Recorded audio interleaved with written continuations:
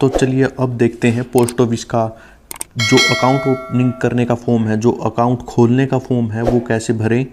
क्योंकि एक ही फॉर्म हमें भरना होता है, चाहे आप कोई भी स्कीम पोस्ट ऑफिस की खुलवाएं। पोस्ट ऑफिस की सभी स्कीम्स के लिए, चाहे वो एसबी हो, सिंपल सेविंग अकाउंट हो, आरडी हो, पोस्ट ऑफिस की एफडी हो जिसको हम टीडीडी बोलते हैं, एमआईएस हो, सीनियर सिटीजन हो, एनएससी हो, केवीपी हो, पीपीएफ हो, कोई भी अकाउंट हो पोस्ट ऑफिस का, आपको सिर्फ यही फॉर्म भरना पड़ेगा। हम बिल्कुल स्टार्टिंग से लेकर लास्ट तक देखेंगे, कोई भी कॉलम नहीं छोड़ेंगे। और आप अगर इसका कोई भी मिस कर देंगे तो आगे आपको दिक्कत आ सकती है, इसलिए कोई भी स्टेप इस वीडियो में मिस ना कीजिएगा पोस्ट ऑफिस के इस फॉर्म का। तो इस वीडियो में हम कंप्लीट फॉर्म भरेंगे। इसके 2 पार्ट हैं इस फॉर्म के, हम दोनों पार्ट आपको बिल्कुल परफेक्ट भर के दिखाएंगे और बताएंगे कहाँ पे क्या भरना है, ताकि आपको कोई भी आगे अकाउंट खुलवाते टाइम पोस्ट ऑफिस में दिक्कत ना हो। तो चलिए आइए जानते हैं पोस्ट ऑफिस का फॉर्म कैसे भरें। तो सबसे पहले शुरुआत करते हैं, ये लेटेस्ट फॉर्म है पोस्ट ऑफिस का। और जैसा कि आप देख रहे हैं, जो ये वाला कॉलम है यहाँ से लेके यहाँ तक, ये ऊपर वाला पूरा कॉलम, ये आपको नहीं भरना है। ये पूरा कॉलम पोस्ट ऑफिस के एम्प्लॉय भरेंगे। लेकिन फिर भी मैं आपको बता देता हूँ कि इसमें क्या क्या है। सबसे पहले पोस्ट ऑफिस है, यहाँ पे पोस्ट ऑफिस का नाम आएगा, किस पोस्ट ऑफिस में है। फिर आगे ट्रान आईडी है, आप जो भी पैसे जमा करवाओगे उसकी एक ट्रांजैक्शन आईडी होती है, वो यहाँ पे भरी जाएगी, वो पोस्ट ऑफिस के एम्प्लॉय अपने आप भरेंगे। और जो भी आपका खाता खुलेगा यहाँ पे, जिस भी पोस्ट ऑफिस में खुलेगा उसकी एक सोल आईडी होती है उस पोस्ट ऑफिस की।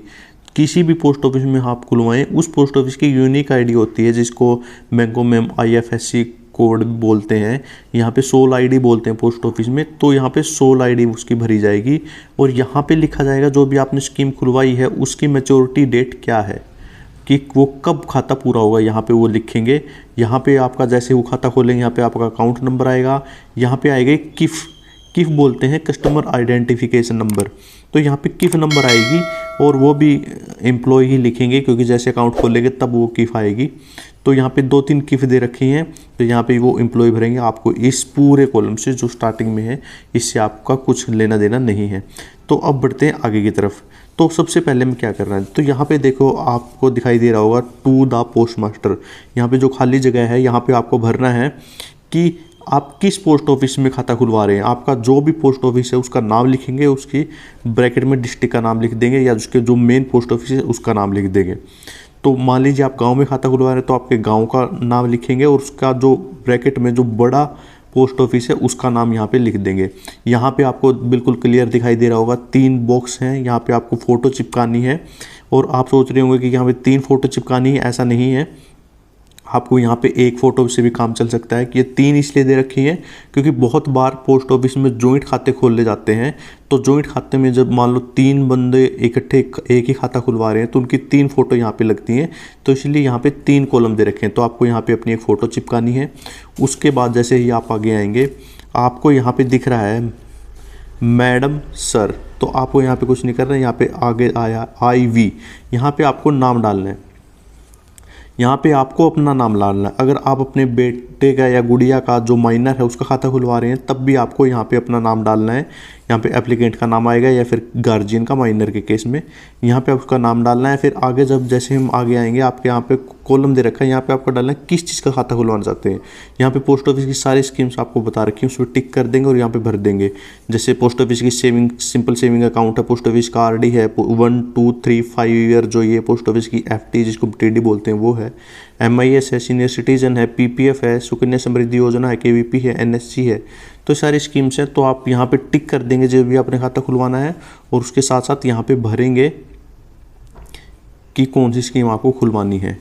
उसके बाद यहाँ पे अगर आपको जैसे ही आगे चलेंगे तो आपको एक बॉक्स मिलेगा, इसमें आपको ये बताना है कि आप पोस्ट ऑफिस की क्या क्या सर्विसेज लेना चाहते हैं। तो सबसे पहले तो ये है कि क्या आप चेक बुक लेना चाहते हैं। अगर आपको रिक्वायर्ड है तो यस कर देंगे, नहीं नो कर देंगे। और यहाँ पे B है, अगर आप पोस्ट ऑफिस का जैसे IPP बैंक अकाउंट है उसका अकाउंट भी खुलवाना चाहते हैं, यहाँ पे भी टिक कर देंगे, पोस्ट ऑफिस के बैंक का खाता खुल जाएगा। उसके साथ ATM आप लेना चाहते हैं, इंटरनेट बैंकिंग की सुविधा आप लेना चाहते हैं, जो भी आपको चाहिए वो यहाँ पे टिक कर देंगे आपको वो सारी चीज़ें मिल जाएंगी। उसके बाद है इंश्योरेंस पेंशन। देखिए बहुत सारी इंश्योरेंस स्कीम्स होती हैं, जैसे प्रधानमंत्री सुरक्षा बीमा योजना, प्रधानमंत्री जीवन ज्योति बीमा योजना, अटल पेंशन योजना। तो ये बहुत सारी स्कीम्स हैं। तो जैसे ही आप खाता खुलवाएंगे तो अगर इस पर आप टिक कर देते हैं तो आपके खाते से ऑटोमेटिक आपका बीमा हो जाएगा और आपके खाते से उस पैसे ऑटोमेटिक कट जाएंगे। अगर आपको इनमें से कोई भी बीमा करवाना हो तो आप उस पर टिक कर सकते हैं। तो अगला हमारा कॉलम है अकाउंट होल्डर टाइप। तो आप कैसा आपका ये अकाउंट है। अगर आप खुद के लिए अकाउंट खुलवाना चाहते हो तो सेल्फ पे क्लिक करेंगे। अगर आप अपने बेटे के लिए खाता खुलवा रहे हैं, मान लो सुकन्या समृद्धि योजना खाता है, तो यहाँ पे माइनर के केस पे अगर आपका बेटा 18 साल से कम का है तो यहाँ पे माइनर करेंगे, माइनर थ्रो गार्जियन, मतलब माइनर का खाता खुलवाया है और उसको हैंडल करेंगे उसके गार्जियन या उसके जो माता पिता हैं। यहाँ पे अगर कोई पर्सन अनसाउंड माइंड का है जो खाता को हैंडल करने में वो योग्य नहीं है, तो उस केस में भी गार्जियन उसके खाता खुल सकते हैं। तो यहाँ पे हम टिक कर देंगे कि ये किसी अनसाउंड पर्सन का खाता है, तो यहाँ पे टिक करेंगे। आगे है कि अकाउंट टाइप। ये अकाउंट टाइप क्या होता है। मान लीजिए अगर आप अकेले ही खाता खुलवा रहे हैं तो यहाँ पे सिंगल क्लिक करेंगे। अगर आप 2 बंदे खाता ही खुलवा रहे हैं या 2 से अधिक खाता खुलवा रहे हैं तो यहाँ पे 2 ऑप्शन आते हैं हमारे पास, जॉइंट बी और जॉइंट ए। तो जॉइंट बी खाता क्या होता है। जॉइंट बी खाता वो होता है, मान लीजिए जब भी पैसे निकलवाने हों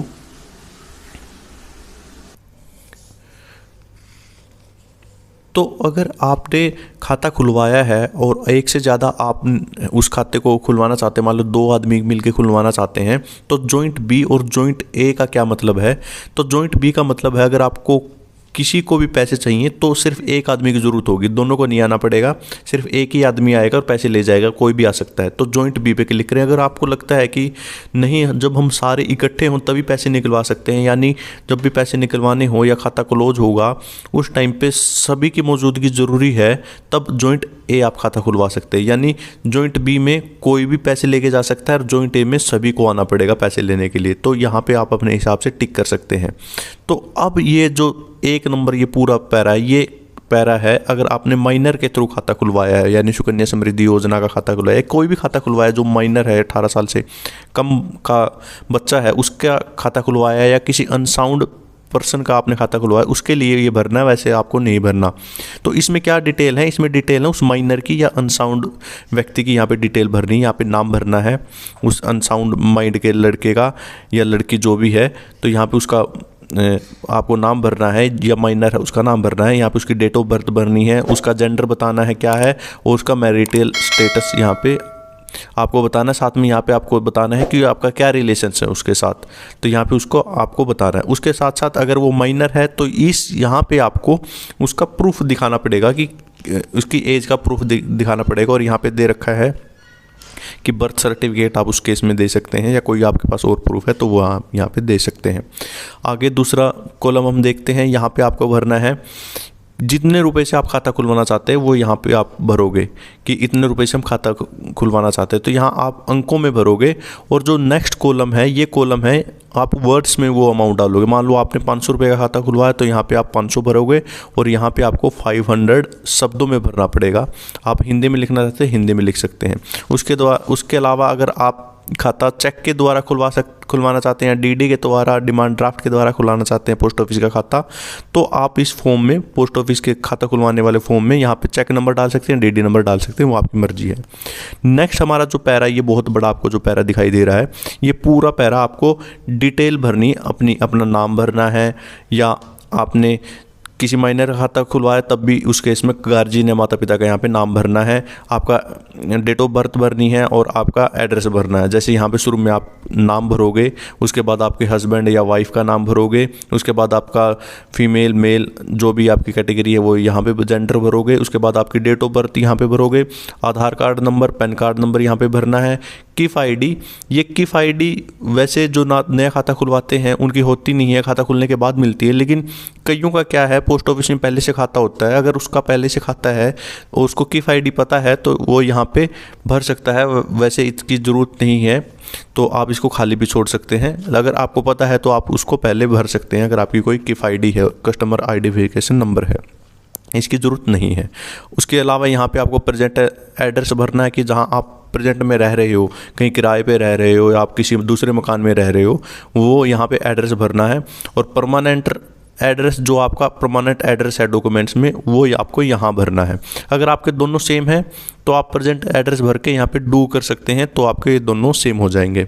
उसके बाद आपको यहाँ पे टेलीफोन नंबर भरना है, आपकी ईमेल आईडी जो है वो आप भर सकते हो अगर है।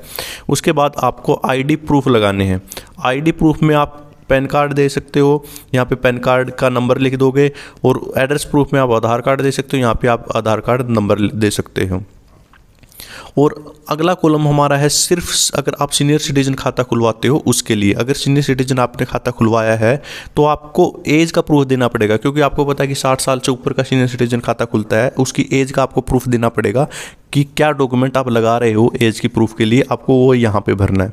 आप सोच रहे होगे कि ये एप्लीकेंट के 3 कॉलम क्यों दे रखे हैं। जैसा मैंने आपको बताया यहाँ पे 3 फोटो थे, वो थे अगर आपको जॉइंट खाता खुलवाना है उस केस में यहाँ पे 3 फोटो लगाने थे, तो जॉइंट के केस में ये 3 फोटो थे। वैसे ही जॉइंट अगर आपका खाता है तो 3 वहाँ पे खाता खुलवा सकते हैं कोई भी, तो उस केस में आपको यहाँ पे अलग अलग डिटेल भरनी होगी हर एप्लीकेंट की जो जो उसमें इन्वॉल्व है उस खाते में।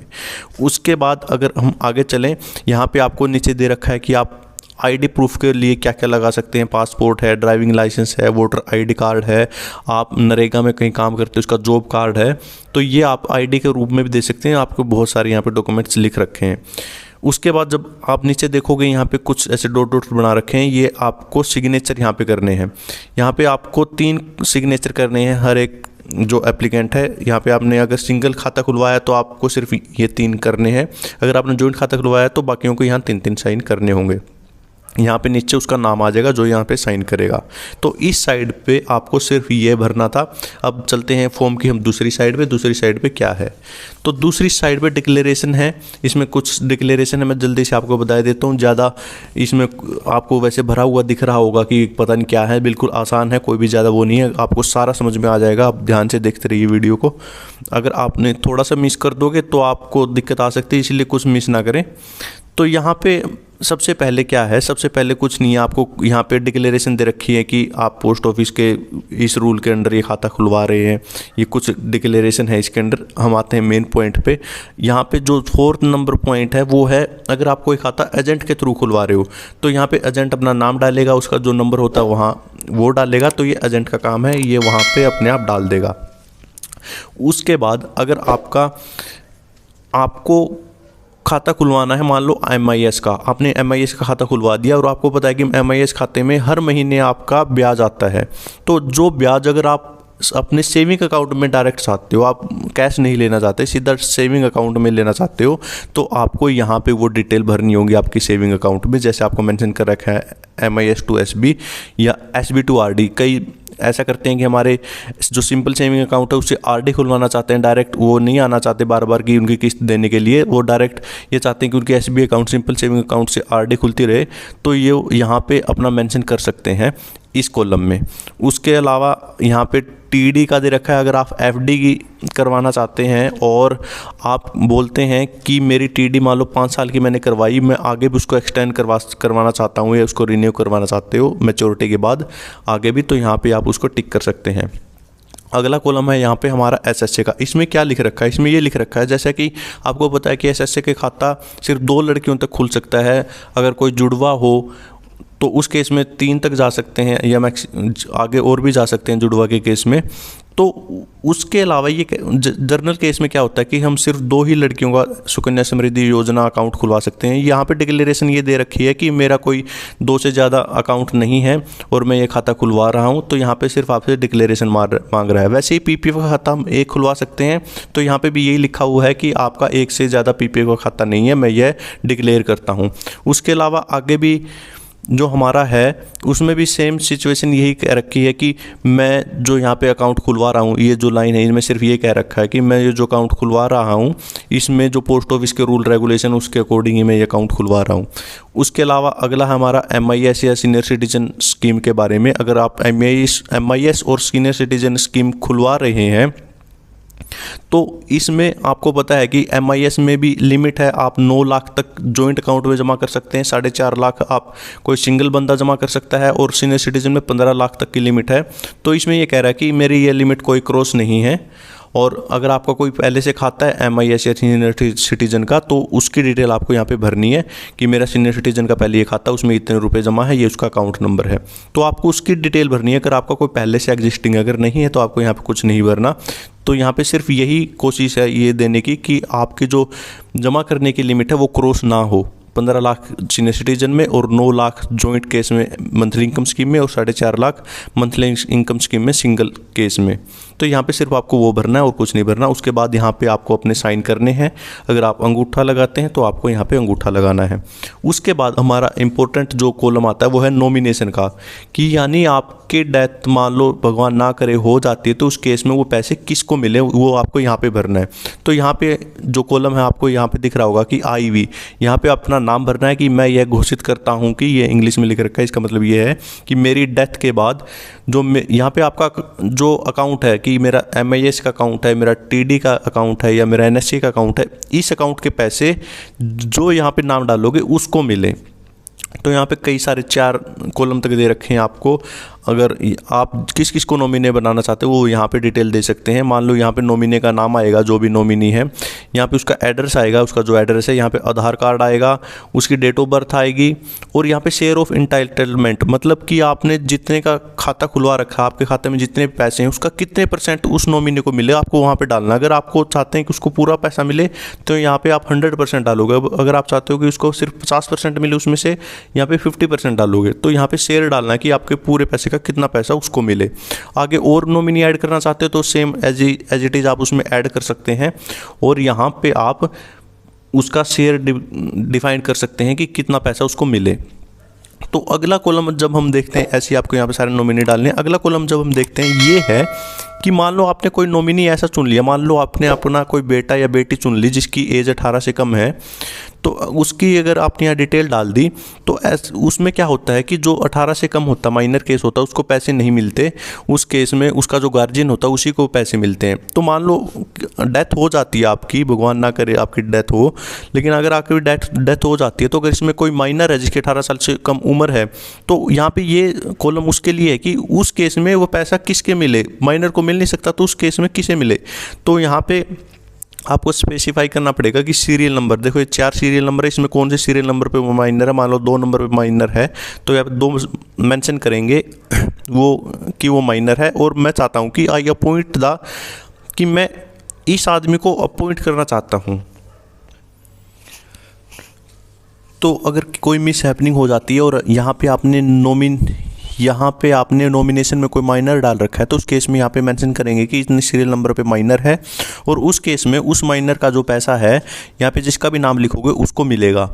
और यहाँ पे उसका नाम लिखोगे, और यहाँ पे सन ऑफ उसका जो भी, अगर वो लड़का है तो उसके पिताजी का नाम, अगर वो लड़की है उसकी शादीशुदा है तो उसके हस्बैंड का नाम यहाँ पे आप लिखोगे, वाइफ ऑफ, उसका यहाँ पे एड्रेस लिखोगे। ये तो था सारा का सारा प्रोसीजर हमारा नॉमिनी का। तो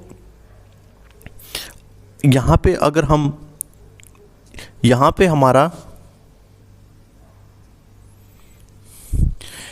तो उससे आगे जो हमारा ये पोर्शन है ये है अगर कोई खाता खुलवाता है इलिटरेट पर्सन, यानी उसको अपना नाम नहीं लिखना आता, तो उस केस में विटनेस की ज़रूरत होती है। तो 2 विटनेस उसमें चाहिए। तो यहाँ पे हम विटनेस का सिग्नेचर होगा, उसका नाम लिखा जाएगा, यहाँ पे उसका एड्रेस होगा, कोई भी विटनेस हो सकता है, यहाँ पे सिग्नेचर होगा, उसका नाम होगा, और यहाँ पे एड्रेस होगा। जो अगर अनपढ़ आदमी कोई भी खाता खुलवाता तो उसका सारा प्रोसीजर यहाँ पे है, उसके विटनेस। तो उसके बाद जो भी खाता खुलवाता है यहाँ पे अपना अंगूठा लगाएगा या फिर वो अपना साइन करेगा, और यहाँ पे प्लेस डाल देगा कि जहाँ पे खाता खुलवा रहा है, जिस तारीख को खाता खुलवा रहा है वो डेट यहाँ पे डाल देगा। तो इस फॉर्म का हमारा प्रोसीजर हो गया कंप्लीट। तो एक छोटा सा फॉर्म और है जो हमें इसमें भरना होता है, उसको हम डिस्कस करते हैं क्योंकि वो बहुत ही इंपॉर्टेंट फॉर्म है। अगर हम उसको नहीं भरेंगे तो हमारा ये कंप्लीट नहीं हो पाएगा फॉर्म भरने का प्रोसीजर।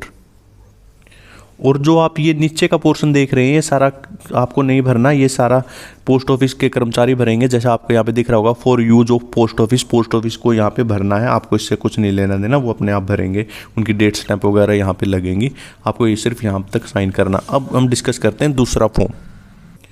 ये हमारा दूसरा फॉर्म, इसको हम KYC फॉर्म भी बोलते हैं। ये फॉर्म इसलिए भरना ज़रूरी है क्योंकि ये फॉर्म हमारा आगे जाता है, क्योंकि जो भी कंप्यूटर में हमारे पोस्ट ऑफिस के डाटा में हमारा ऑनलाइन होगा डाटा, उसमें जो सिग्नेचर अपलोड होंगे, जो फोटोग्राफ अपलोड होंगे, वो सारे इस फॉर्म से होंगे। तो ये बहुत ही भरना ज़रूरी है। तो आइए देखते हैं कैसे भरेंगे। सबसे पहले तो एप्लीकेंट नंबर 1 2 3 है, वही जॉइंट वाला प्रोसीजर। अगर क्योंकि जॉइंट खाता 3 भी खुलवा सकते हैं तो इनको 3 की इन्फॉर्मेशन भरनी है। अगर आपने सिंगल खाता खुलवाया तो आपको सिर्फ सिंगल इन्फॉर्मेशन भरनी है। तो यहाँ पे एप्लीकेंट नंबर 1, अगर आपने सिंगल खुलवाया तो एप्लीकेंट नंबर यहाँ पे आप अपना नाम लिखोगे, और किफ ID नंबर आपको नहीं भरनी है, वो पोस्ट ऑफिस वाले अपने आप भरेंगे। यहाँ पे सिर्फ आपको सिग्नेचर करना है और यहाँ पे अपनी फ़ोटो लगानी है। तो यहाँ पे आप अपने सिग्नेचर कर देंगे और यहाँ पे अपनी फ़ोटो लगा देंगे। अगर जॉइंट खाता खुलवा रहे हैं किसी के साथ तो वो भी अपने यहाँ पे सिग्नेचर करेंगे और फ़ोटो लगाएंगे, सिग्नेचर करेंगे, फ़ोटो लगाएंगे यहाँ पे और अपना नाम लिखेंगे यहाँ पे। तो ये पूरा प्रोसीजर है इस कॉलम का। आगे जो कॉलम दे रखा है यहाँ पे हमें सिर्फ एड्रेस भरना है। यहाँ पे अपना नाम भरना है कैपिटल लेटर में, यहाँ पे अपना address, flat number, house number, road number, village, pin code डालना है, मोबाइल नंबर डालना है, आधार कार्ड नंबर लिखना है यहाँ पे, pan card number, email ID, अपना स्टेट, डिस्ट्रिक्ट और कोई लैंडमार्क है, कोई मेन जगह है जहाँ आप रह रहे हो तो वो यहाँ पे डाल सकते हैं, और आपके जो लोकेलिटी है, जो आपका मेन एरिया है, उसका नाम लिख सकते हो, वो यहाँ पे आएगा। सिर्फ आपको ये करना है। उसके बाद जो जो आपने प्रूफ लगाए हैं, आइडेंटिटी प्रूफ, जैसे पैन कार्ड यहाँ पे भरोगे, उसका नाम यहाँ पे पैन कार्ड लिख के उसका नंबर लिख दोगे, और यहाँ पे जैसे एड्रेस प्रूफ आधार कार्ड लिख के उसका नंबर लिख दोगे, जो आप ID लगाओगे तो वो उसकी डिटेल यहाँ पे डालनी है। उसके बाद यहाँ पे जो नीचे देख रहे हो, यहाँ पे 3 कॉलम दे रखे हैं। यहाँ पे एप्लीकेंट नंबर 1 2 और 3, यहाँ पे सिर्फ आपको सिग्नेचर करने हैं, और अगर आप अंगूठा लगाते हो तो अंगूठा लगाना है। इन केस अगर जॉइंट अकाउंट है तो सभी को सिग्नेचर करने हैं। अगर सिंगल अकाउंट खुलवाया है तो सिर्फ आपको इस पे सिग्नेचर करने हैं। यहाँ पे सिर्फ आपको सिग्नेचर करना। अगर आपने सिंगल अकाउंट खुलवाया तो आप सिर्फ अपना यहाँ पे सिग्नेचर करोगे। अगर जॉइंट अकाउंट है तो यहाँ पे अलग अलग सारे अपना अपना यहाँ पे साइन कर देंगे। उसके बाद जो ये नीचे का पूरा प्रोसीजर है, ये आपको कुछ नहीं करना। यहाँ पे सिर्फ ऑफिस यूज के लिए है, इसमें आपको कुछ भी नहीं करना, वो अपने आप ऑफिस वाले करेंगे। तो ये पूरा प्रोसीजर था पोस्ट ऑफिस के अकाउंट खुलवाने का। अगर आप पोस्ट ऑफिस का कोई भी अकाउंट खुलवाना चाहते हो तो सारा प्रोसीजर सब में यही रहेगा, इसमें कोई भी चेंज होने वाला नहीं है। और अगर आपको ये वीडियो थोड़ी भी इन्फॉर्मेटिव लगी हो तो बिल्कुल लाइक, शेयर एंड सब्सक्राइब करिए चैनल। और कोई अगर आपका दोस्त कोई अकाउंट खुलवाना चाहता है और उसको हेल्प की ज़रूरत है तो आप उसको वीडियो को शेयर कर सकते हैं, ताकि उसकी हेल्प हो सके नए अकाउंट खुलवाने के लिए। वीडियो देखने के लिए आपका बहुत बहुत धन्यवाद।